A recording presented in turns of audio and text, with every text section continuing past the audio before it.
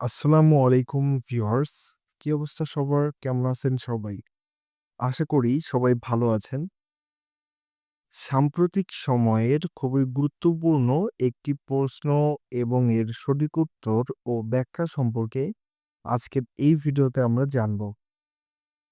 আজকের প্রশ্নটি হলো রেট লিমিটিং এ টোকেন বাকেট এবং লিকি বাকেট অ্যালগরিদমের মধ্যে পার্থক্য কী? অপশন নম্বর ক হলো টোকেন বাকেট বা বার্স্টস অনুমতি দেয় আর লিকি বাকেট একটি স্থির হারে ট্রাফিক প্রসেস করে। অপশন নম্বর খ হলো লিকি বাকেট বেশি কার্যকর। অপশন নম্বর গ হলো টোকেন বাকেট শুধুমাত্র ইনকামিং ট্রাফিকের জন্য।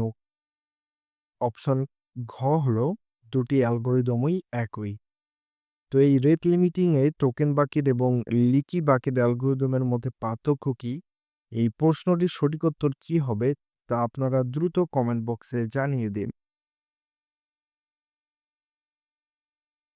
তো আমরা যদি এখন এই প্রশ্নটির সঠিক উত্তর দেখি, তো প্রশ্নটির সঠিক উত্তর হলো অপশন নাম্বার ক, টোকেন বাকেট হচ্ছে অনুমতি দেয় আর লিকি বাকেট হচ্ছে একটি স্থির হারে ট্রাফিক প্রসেস করে।